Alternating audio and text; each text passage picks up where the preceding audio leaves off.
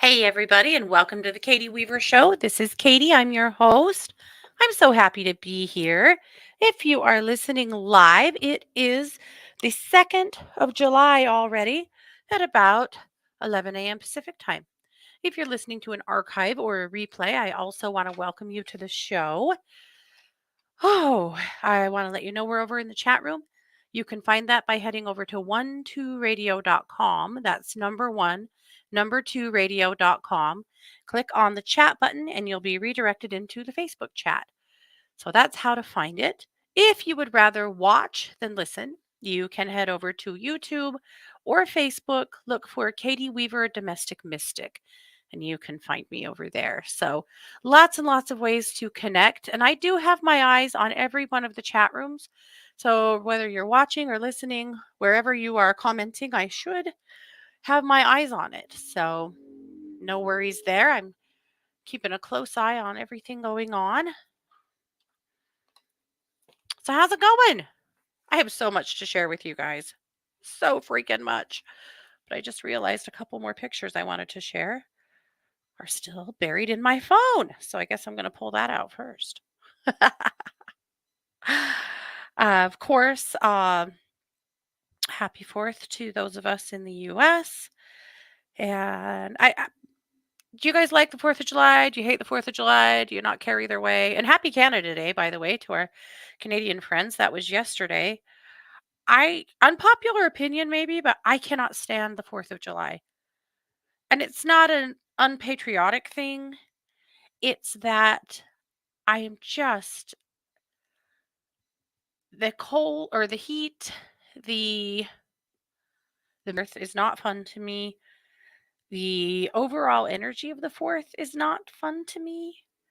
I just don't know what to say. There's a lot about the 4th of July that just does not excite me at all. I don't know. Am I crazy? You can tell me.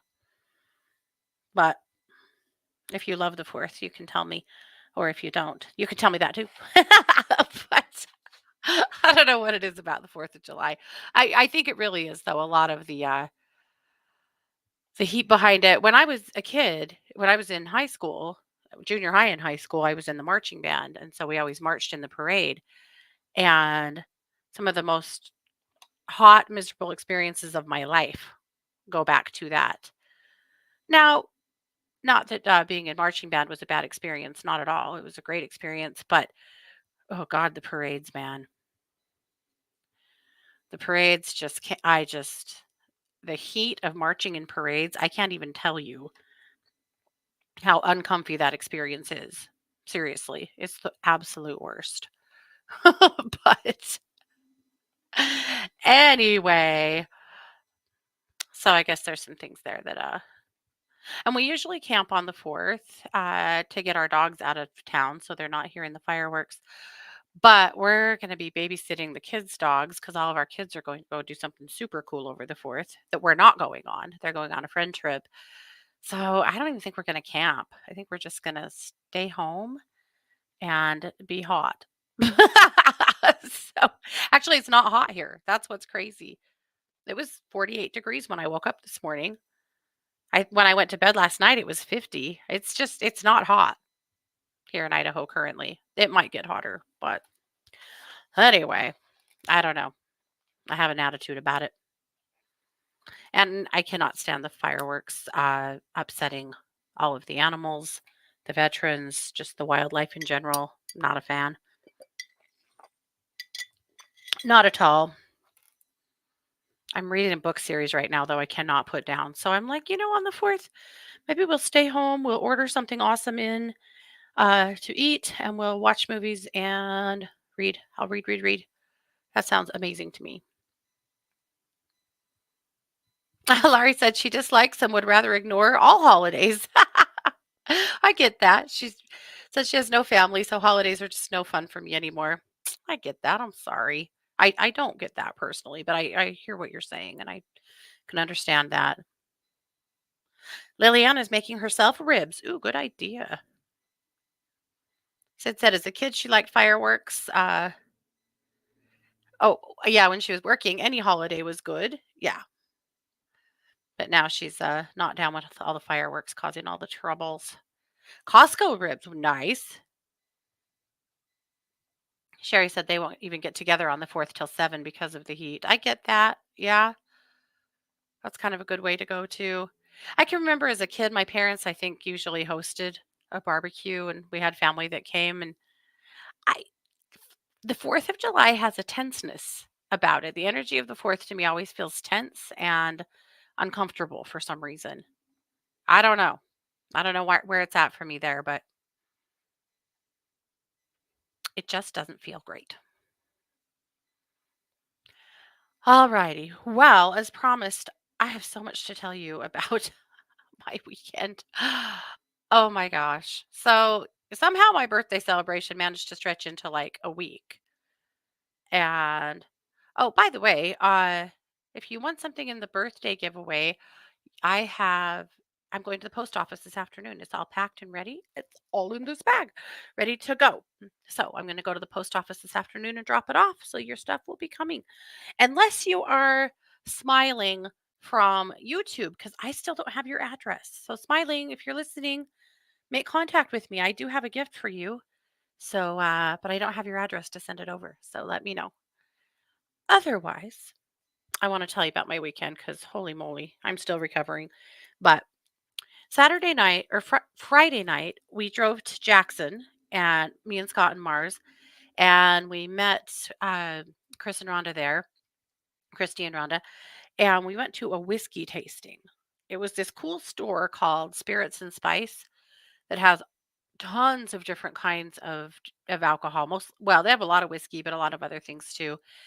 And we paid for a tasting. So basically, they give you these little glasses and they walk around to all these different kegs and they have a little thing that they put in it and they push a button and a tiny bit comes out. So it's not a lot, but it's a little taste of a lot of different things so that you can, buy things from them and see what you like and stuff. That was so cool. The lady that helped us is the manager and her name was Wendy and she was amazing. Her historical knowledge of whiskey from around the world was vast. And we tried quite a few different things and she explained like the different notes we were tasting or the different undertones and stuff from like the different barrels that they're cured in or how many times they're distilled. Like scotch is only distilled once. It's why the first bite or the first taste of scotch has the ethanol that burns off your taste buds and things. Not really, but kind of. But anyway, that was so interesting and so much fun. Scott bought me a bottle of absinthe, but I love absinthe, but they also had vinegars and tons of different spices and olive oils, and you could try pretty much anything. But Scott is a balsamic vinegar slut, and so we tried quite a few different vinegars, and he bought two that were fantastic. It's my goal in life this week to make a couple of different salads or dishes to use some of that vinegar on because wow, that's no Winco vinegar. Amazing. And then we ate at a restaurant called the Mary Piglets, which is a place that we've been eating at since we were oh, that's the wrong picture. Since we were little girls. There we go. That's Christy and Rhonda. The Mary Piglets is a Mexican restaurant that's been in Jackson since 1969. So we've literally been going there our entire lives. It was our dad's favorite place to eat in that town. And of course, it didn't disappoint, as it absolutely never does. And then we went to the $1,000,000 Cowboy Bar. This is an iconic bar that has been featured in so many different music videos and publications and movies. And it's also been in town for probably since the 60s, I would say. I don't know that for sure, but I would assume. The entire bar top is silver dollars. It's really cool. I should have taken a picture of that to show you, but the $1,000,000 Cowboy Bar is the place where Lane Bryant released one of his new albums like early last week. We weren't there until later in the week. But anyway, Mars had never been in there before because she's never been 21 before when we were in Jackson. So we went into the $1,000,000 Cowboy Bar and I bought her a drink. So that was a ton of fun.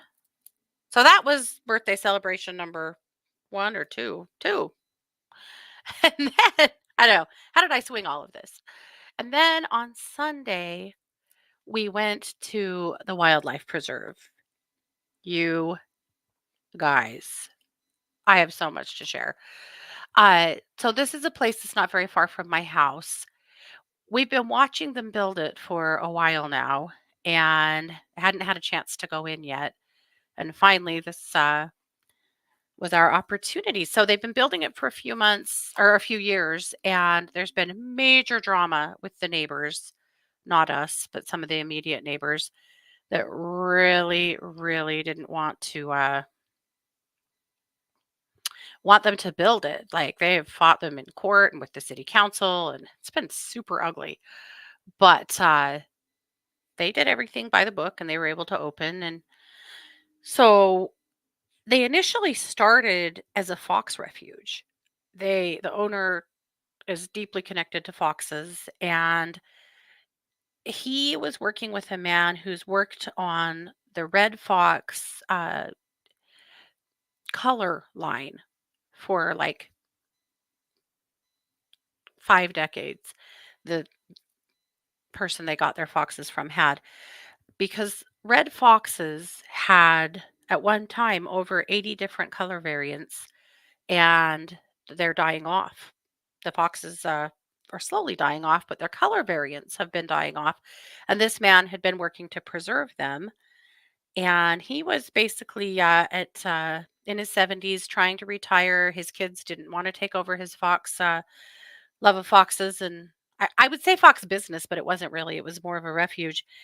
And so this guy that lives here in my town actually decided to take over his fox breeding program to keep preserving this fox variants. So anyway, that's how they started is they ended up with these foxes. And then from there, somebody that knew that they were doing foxes asked them if they could also take on a wolf pack.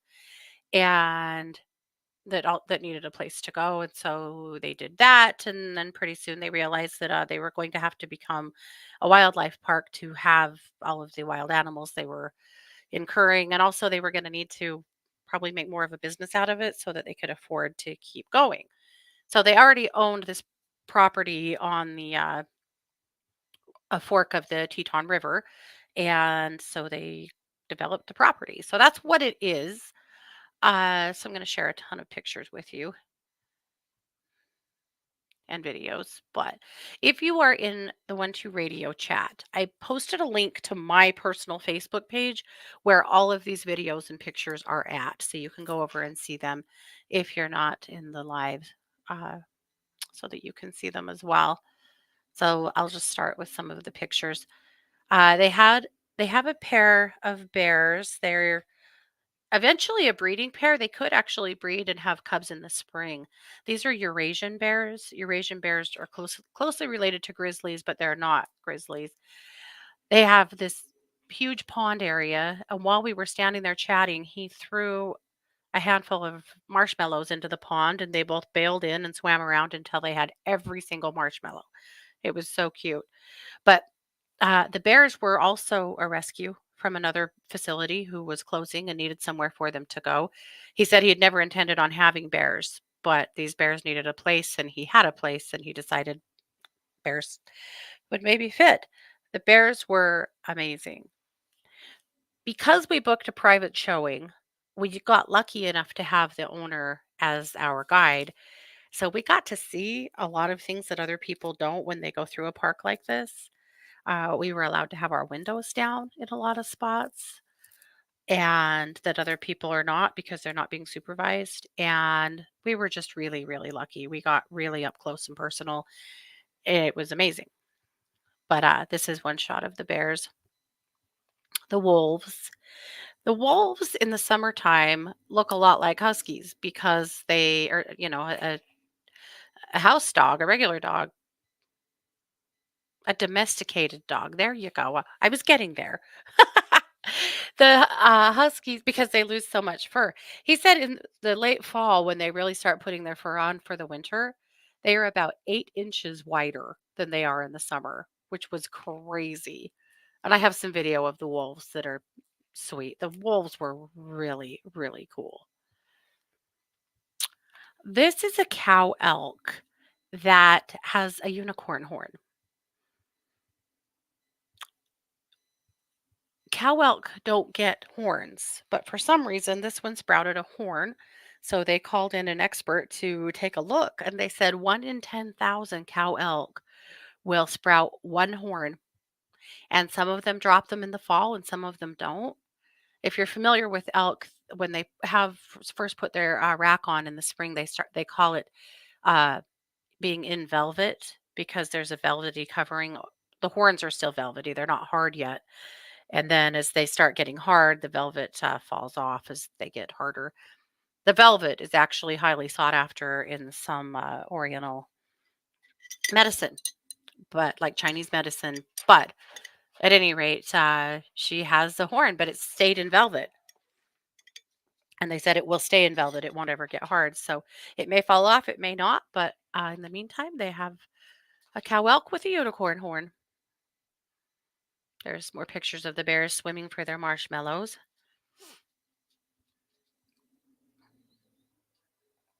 More bears. More bears. We spent a lot of time with the bears. They have a bison herd. They have several white bison. This is one of the white ones. I don't get that excited about bison anymore just because I've seen them a million times at Yellowstone. And there's some people that live down near one of my sisters that have a bison herd that have white bison. And some of them came to this park. So I have seen them like many, many times. But look at their deer. Look at those little fawns. My God.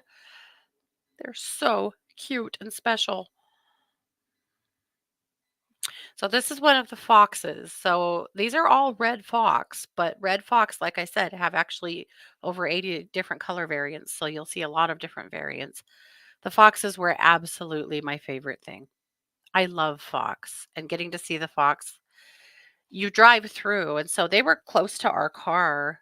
And again, because the owner was with us, we were allowed to have our windows down. This he some of them were coming right up to him for treats. A lot of them were pretty skittish, but some of them would run right up to him for the treats he was offering, and they were amazing.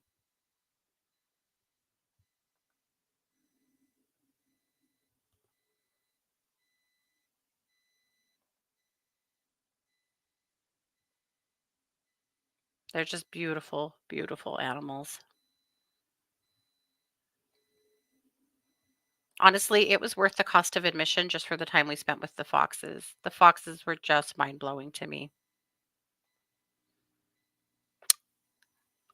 And then, of course, there was a baby bison that whose mama wouldn't take it, and so they've had him in their barn, bottle feeding him, and we got to pet him. I have a video of him. He loved Mars.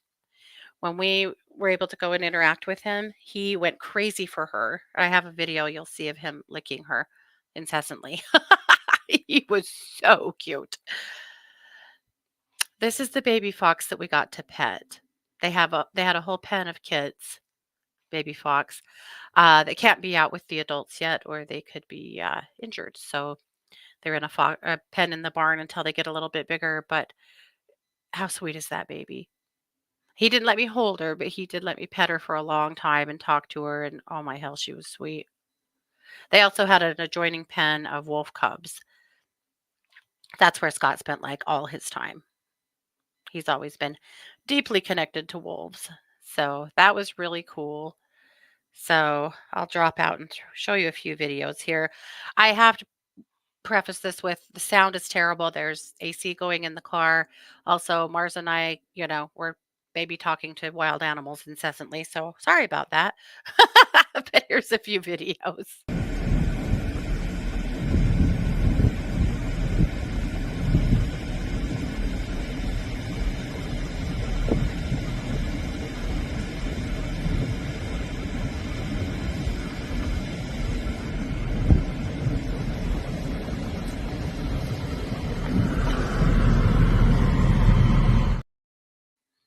That, of course, is their bull elk. Now, bull elk are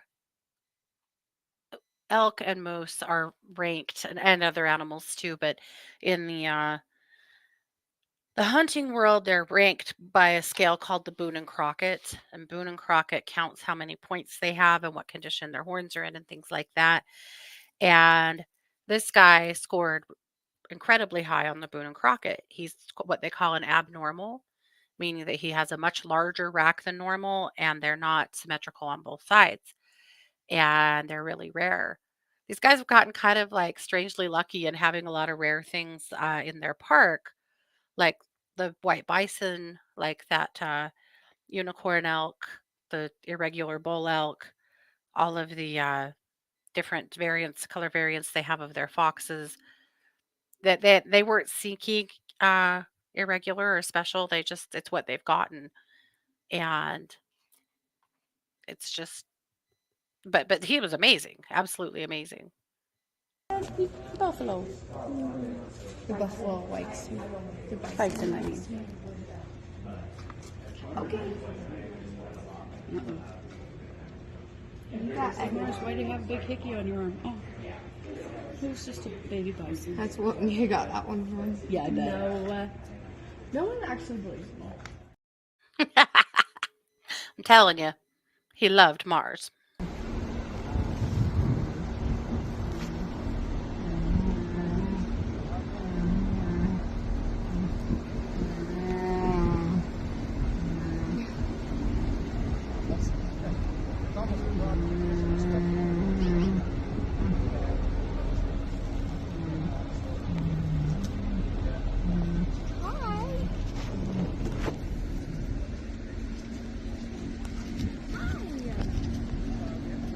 Does he have your tree?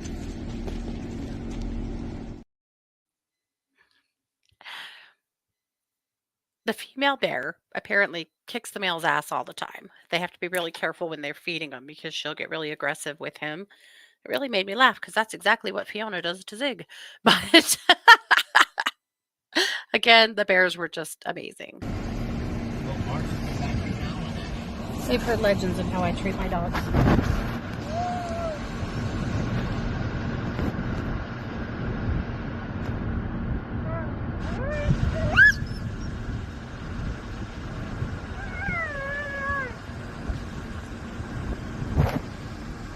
Big stretch. Oh my gosh. I like a big stretch, huh?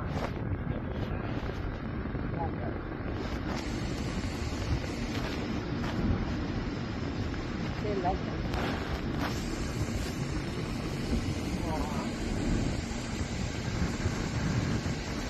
They can taste the bear's smell. So a wolf's communication is with their mouth. And so they'll sometimes put my hand in their mouth, and that's their communication.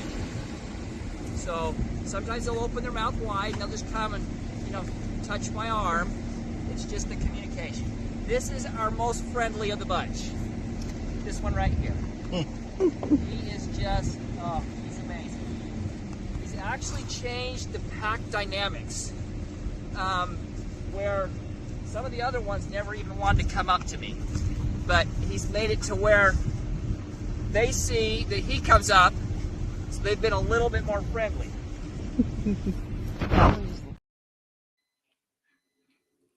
No, they don't have names, but the wolves loved him. It was wild. And I know. I was surprised how close he was getting. I didn't even show you the video of him feeding the pineapple to the bears with his hands. I, I hope he'll always be safe. But what an experience. It was just so cool. They also had a big fish pond that was full of all different kinds of rainbow trout. And that was really cool as well, actually. On the wolves, those are gray wolves. They're all the same color, or they're all different colors because gray wolves, kind of like red foxes, have a lot of different color variants. But yeah, yeah. So anyway, that's what it was all about. Just run into the chat here really quick. Lillian, I did not. I was so focused on listening to what he had to say and just taking it in. I want to go back soon. I want to go back in the fall. I'm waiting until I would like to go back sometime close to when they close, so sometime probably in October.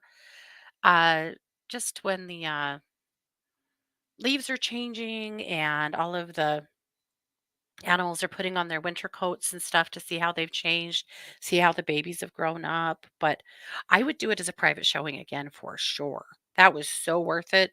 Mars went through there without doing a private showing a week or two ago, and they didn't have nearly as much fun as we did. So it was just, anyway, it was really cool. And I will say, I'm not always I'm not always a huge fan of wildlife parks, zoos, things like that. They have their place, I know, in conservation, just like what they're doing with the foxes. But you can really tell when you go to a place where the animals are unhappy, where there's a lot of tension, where their enclosures are not adequate and things like that. And I would not say that about this place. I didn't take enough video to adequately show you how big it is, but it's big. And they have a lot of space to wander and roam. Now, to be fair, wolves would wander much, much farther than the land that they have for them. But to be fair, in Idaho, and his joint is the safest place they will ever be. But they were so happy. He was telling us about how the first 2 years he had them, there was the alpha female was a certain wolf that he showed us, and then this year she was overthrown, and there's a new alpha. Interesting. The big stretch, he was white. Yeah, Bob, it's the new place. Yeah, the new one is white. He said, he's fairly new to their pack, but he said that, he has really changed their dynamic, that a lot of the other wolves that were a lot more suspicious and standoffish, since that one came and always wants stretches.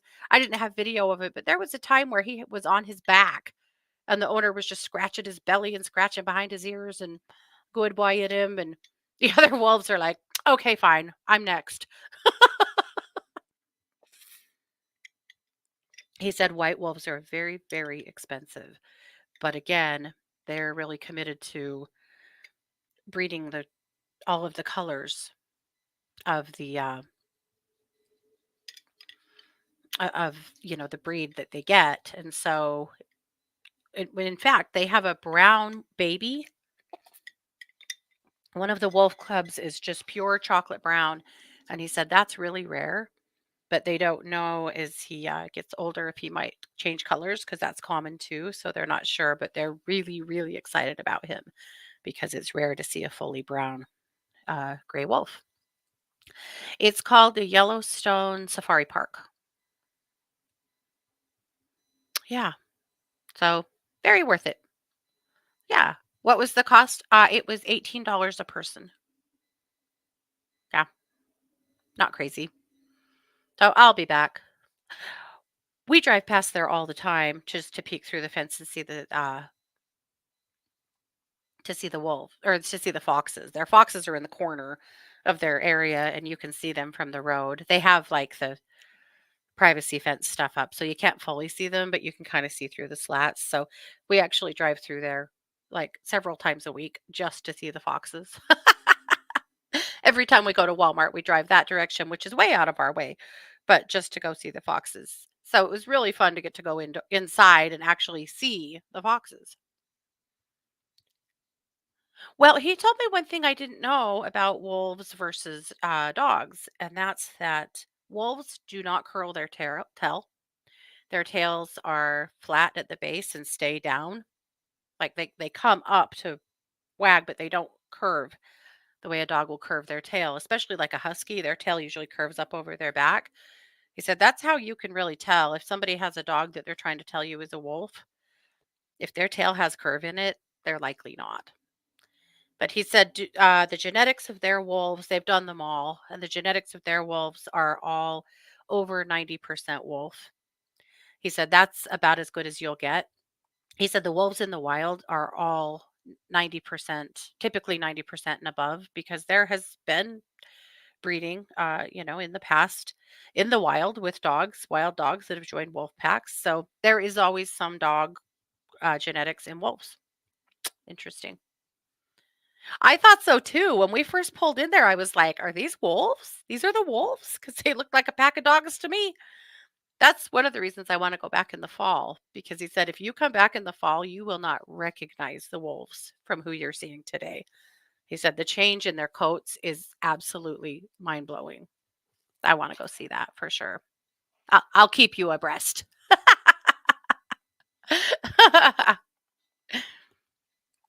Anyway, so that was our experience at the wildlife park. It was amazing. I was so excited. All right. And one other thing to show you just some glass that I made for our fair this weekend. Our fair was real blah. It wasn't, the attendance was really poor. We had a few friends come and visit, and that was awesome. But just overall, the attendance of that fair sucked, and it was really hot. And so, yeah, wasn't a banner moment. We had fun. We always find fun. But I wanted to show you these glass panels that we made for gardens that I think just turned out so beautifully. Yeah. And then one of the things that happened at the fair that was really cool is we met a little girl a 13-year-old, she had a booth set up. Her mom was crocheting and she was painting. And holy hell, this kid is gifted. She's 13. She just started painting this last year. Her mom said she was just interested in it and started taking a class at school and just started painting. And she was whipping out paintings just while we were there that blew my mind. But I bought a piece of art from her. So I'm going to give you a little side view of it without hopefully violating any copyright for her. But she was absolutely phenomenal. We had a blast visiting with her and going back over every so often to check on what she was making. But that's the piece I bought. So I'm going to, Scott's going to build a barnwood frame for me so I can hang that. But isn't that amazing? Anyway, 13, mind blown. So that was the coolest thing that came out of the fair for sure. Yeah. Sid said the influence of the one wolf shifting the pack to a more domesticated, chill behavior is an interesting example about how two family dogs suddenly attack. Yeah, no kidding. Yeah. Right? Sid, she whipped out probably 3 paintings that afternoon while we were there. And she was so cute. She was tiny. I wouldn't have even believed she was 13 if someone hadn't told me. She was tiny. And she was just painting up a storm. Humble as hell. You go visit with her. She's just acting like a 13-year-old, but she was so cute. We actually have some friends whose family own a art gallery in Idaho Falls. It's the prestigious art gallery in Idaho Falls, and we sent her stuff over to them. I was hoping they'd get her into their gallery. She deserves it. But anyway, well, let's talk about Luminous. I've taken more than half the show to share adventures. So sorry if I bored you to death with that. But I did promise. All right. I shared a link to Luminous. Of course, this is my magazine that comes out every Tuesday. I did the cover as hot air balloons coming up over the Tetons because there's a hot air balloon festival that's been happening all my life in Teton Valley over the 4th, where the hot air balloons launch every morning. And it's a cool experience. We haven't gone for a few years. I kind of doubt we go this year. I don't know. Maybe I can't. Scott never wants to go with me because you have to be up there at like 6 o'clock in the morning to see them launch. But it's cool. And when I was a kid, I won a radio contest and got to go and ride in one of the hot air balloons at this festival. And it was really fun. But watching all the balloons come up over the Tetons is really something. It's a cool experience.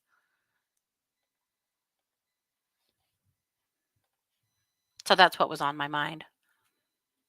All right. Well, obviously, I called the magazine this week the Outfoxed edition because foxes are on my mind. So, my article this week is about foxes in spirituality. That's one of my pictures. Isn't that pretty? So the fox, if you see a fox, of course, what they're known for is being the trickster, right? In lots of different mythologies, you see the fox as the clever one, the mischievous one, the tricky one. So the trickster encourages us to think outside the box, use our intelligence and resourcefulness to overcome challenges, adaptability and resilience. Foxes are incredibly adaptable creatures. It was pretty amazing when we were in the fox area at the park. They have over 85, I think they said 85, 90 foxes in there, something like that. You would not have known it until you started driving and you see where they're hanging out and stuff. They just fit right in. It's pretty amazing. But the fox does, it reminds us to be adaptable and to be flexible and resilient in our lives and in our spiritual journeys, and to adjust to new circumstances with grace and with ease. Keen awareness and observation. Foxes have incredible eyesight and sense of smell, and they are very, very alert uh, to their environment. And I think for us, the fox can help remind us to pay attention to what's going on around you and pay attention to the little things. It's easy to pay attention to the big things around you, but so frequently I think we miss the subtleties around us because we're too focused on one thing. In some Native American traditions, the fox is a guide and protector. It's believed that the fox can lead us through difficult times and offer protection from negative energies. So if you see fox as an animal guide or a spirit guide, it could be that they're there to help you to seek higher wisdom, but also could be a protector to you. Playfulness and joy. There are few things cuter than watching foxes play, especially babies. Watching them frolic in the wild is a pretty amazing experience, but it's a good reminder to all of us to play more.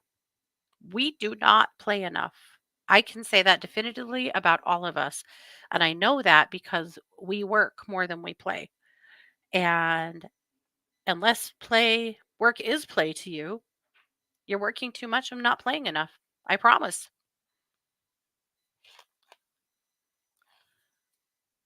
So, Fox can help you to think outside the box, stay adaptable, be observant, seek guidance, and find joy. So, if you see foxes or you're really drawn to foxes, those could be some of the reasons why.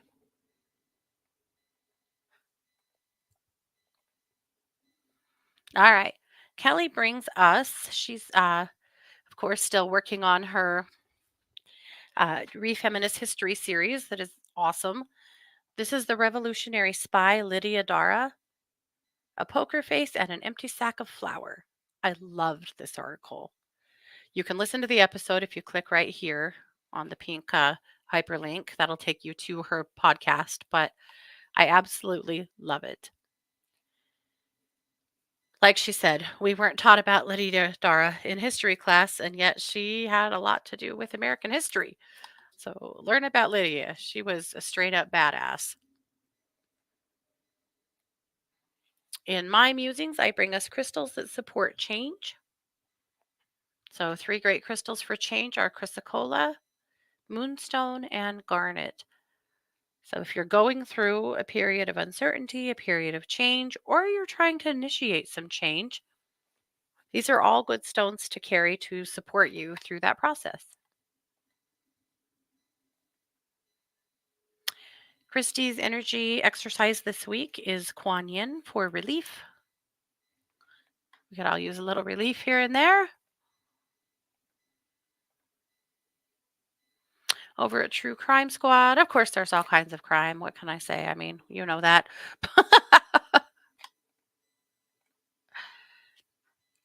Jamie brings us Harnessing Our Emotions for Manifestation, a great video about working on that. Lots of meditations over at Planet Meditation as well. So if you're committed to getting your 15 minutes a day in, that's a good resource for you. And that is luminous this week. So hopefully you find some things in there that are gems for you. Just jumping into the other chat really quick.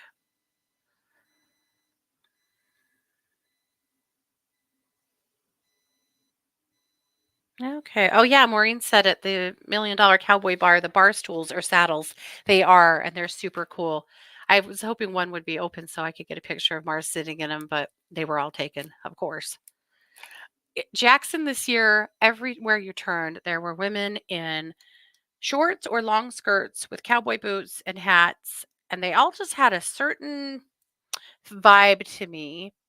And I realized after a little while what I was really seeing. The style is all of these women, they want to be Beth Dutton. That's who they look like. Jackson's an interesting town because they get tourists from all over the world that have a certain idea about an American cowboy, right? So they come to Jackson, and usually it's like really the ultra wealthy. Jackson is one of those towns. And so they come into Jackson and they go into the shops and the stores, and they'll pay hundreds, even thousands of dollars for cowboy boots and cowboy hats and march around Jackson in those for a few days and not even blink. It cracks me up. Like the cost does not phase them. It's fine. It's whatever. Yeah, this is that's what Jackson's like. So you never know who you're sitting near. A lot of celebrities come to Jackson. There's celebrity spottings there like daily in the summertime. I'm never there for that. Honestly, I could sit right next to a celebrity in a restaurant or something and not even know it because I just don't. I'm not that big on pop culture and I probably wouldn't be paying attention to it anyway. But there's a lot of that kind of stuff that goes on there. The Kardashians have been there a lot of times. I think Kanye at one point owned a house in Jackson or right outside of Jackson. A lot of wealthy people own houses in Jackson or around Jackson. The Cheneys, the political family, the Cheneys, they own a house in Jackson and are there most of the time. Dick Cheney is fishing the waters here in Southeast Idaho frequently. And anyway, it's an interesting experience. But yes, so we had all the Beth Duttons marching around, and yes, the bar stools were taken.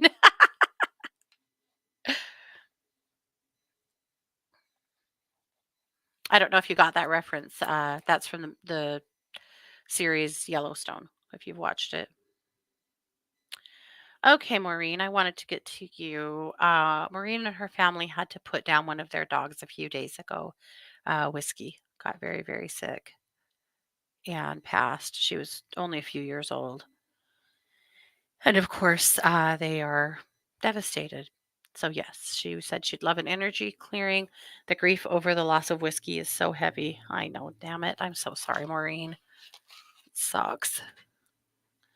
Okay.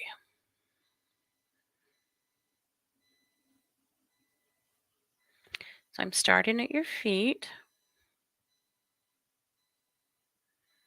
I'm just going to do a clearing clear to the top of your head, just clearing away anything that doesn't belong to you because your family is stuck all over you. You're carrying a lot for everybody. I'm going to clear your high heart out really good.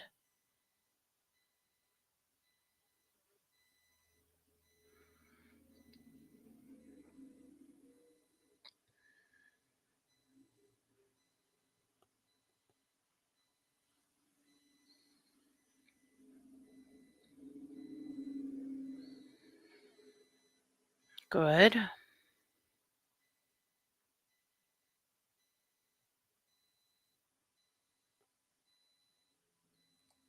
Okay. And I'm going to put a lot of light around you.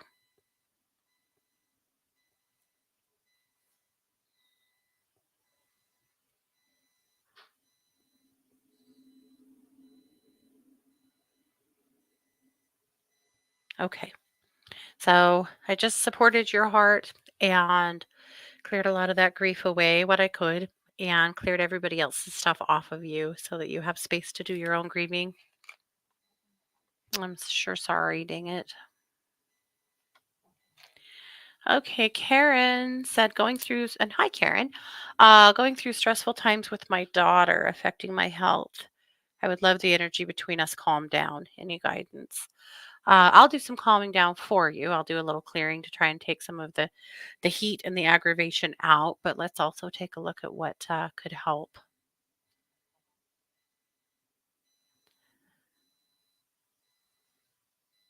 It does look like a little time and space is what's called for. It seems like right now every conversation is an altercation or an argument or a confrontation. And while I think that things will calm down with her and get easier, I also feel like you kind of have to protect your heart right now because it feels pretty volatile, Karen, and like you are really just being asked to fall on your sword right and left, and it's not helping. So I'm going to do some work between the two of you to just pull a lot of old cords, clear the air, just help get rid of all the old stuff because I feel like she's having a really hard time in her life in general. And she's projecting a lot of that onto you. That's not fair, but unfortunately, as moms, man, I think sometimes we're just the safe one to lash out at, you know? And it doesn't make it right, but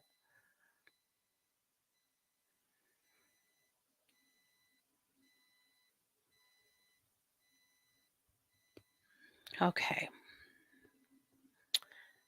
All right. So I pulled quite a few cords, and then I'm just going to really reinforce that heart chakra connection that you have to her and a good throat chakra connection. So let's see if we can clear out communication and create a better, clearer, cleaner pathway there. But again, a little time and space wouldn't be the worst thing. Not saying either one of you have to cut each other out, of course, nothing like that at all. Just avoid, if you can, revisiting the old stuff. It just doesn't seem like that's helping. Okay, so that's done. I'm also just going to ground you and get a lot of good light around you. I feel like this whole situation has really dug at your self esteem. So I'm going to work on your solar plexus.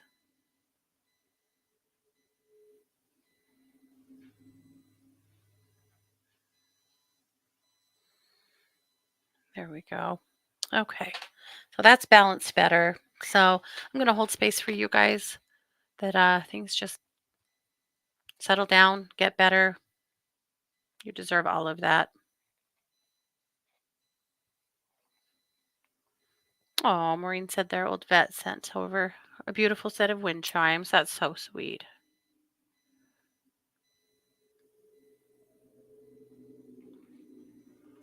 Okay. What attracts the celebs to Jackson? It's the ski hill. Well, so Jackson is connected to Targhee National Forest, which is connected to Yellowstone. So it's kind of a big loop to go through all of those. And so that's part of it. But most of it is the world class skiing in Jackson and then over the hill up into the Driggs area where I was born. Those are the things from those are the things that attract the celebrities. It's become the gentrification there has gotten to be a lot. So most people that work in Jackson don't live there anymore. They can't afford to. Most of them live either on the Idaho side or deeper into Wyoming and they drive in because the gentrification is crazy, crazy in that area. However, and the other part of Wyoming is full of oil, and so there's a lot of wealth in Wyoming. It's kind of like a lot of Wyoming is really desolate and not a pretty state, but the areas that are really attract people. But then in the less pretty parts, there's a lot of oil. So Wyoming is actually a very wealthy state because of that. And in Jackson, at Jackson High School, there's a beneficiary there that will pay for college for all of the high school graduates. So if you live in Jackson and you graduate from high school, he will pay for 4 years of college for you without question. But they also have major grants for uh, technology and things like that. So their schools are in really good shape. They like every student receives a really nice laptop, those kinds of things. Like they have a lot of tech. A lot of teachers have left Idaho and gone to Wyoming because the teachers make a lot more in Wyoming. The wealth in Wyoming pays off, and they actually do invest in education, which is wild in comparison to Idaho, because we are very low in education nationally in what we spend on students and also just in education. But they're doing it right over there, and a lot of the wealthier people that live there, they take their civic responsibility to, spread it around and help people out pretty seriously. So that's pretty cool. Yeah, that is why they got the Teton Pass fixed so fast. We talked about this a couple of weeks ago, but the Teton Pass, which is this huge mountain roadway between the Idaho side and the Jackson side of the Tetons, collapsed. You guys had talked to me about it that we had that landslide that's knocked the road out of commission, and it's already fixed and they're back on it. We didn't go that way when we went to Jackson because it was the first day it opened, but I was not trusting what the traffic would be like, and I don't know if I'm trusting that road. They got it quick so fast or fixed so fast. At first they said it would be several months and then they had it done in 2 weeks, and I don't know. Sid said, "Oh, she's got a stray dog." Okay. Let me find your requests up top and then I'll come back to this one.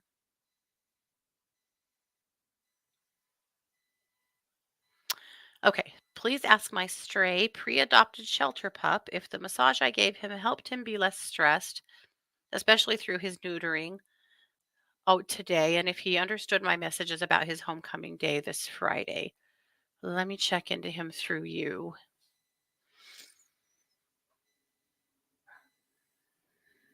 Yes, on the massage. He's full of tension. He's full of tension and angst.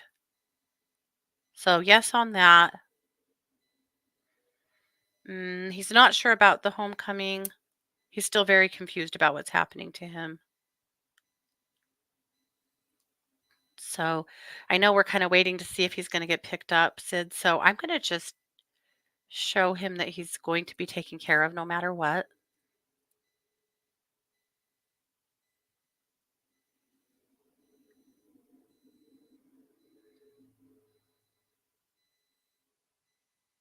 and that he'll see you again.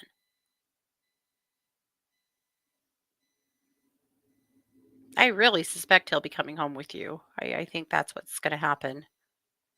What a sweetheart. Yeah, he's been anxious and scared. Like I said, his whole little body's full of angst, but what a sweetheart. Yeah. Yep. Okay. Yeah, I think your efforts are paying off. So, well, I can't wait to see what happens. We'll see. And thank you for the card, by the way.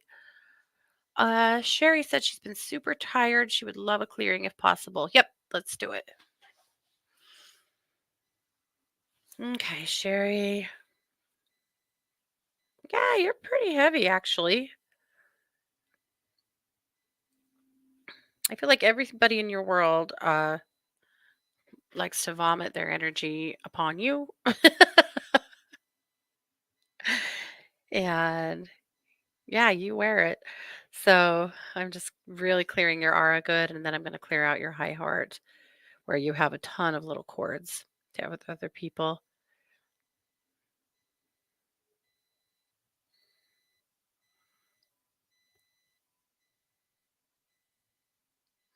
Good.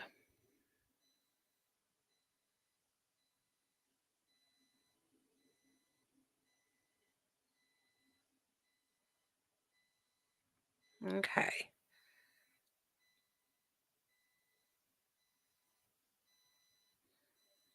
All right. Just clearing out your heart.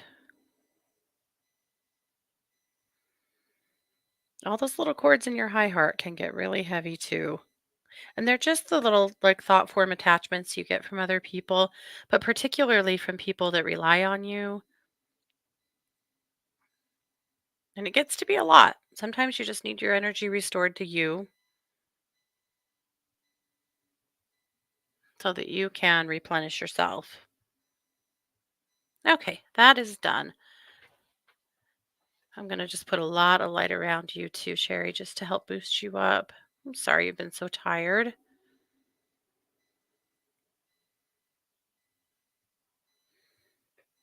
Okay. Oh, hey, Jessica.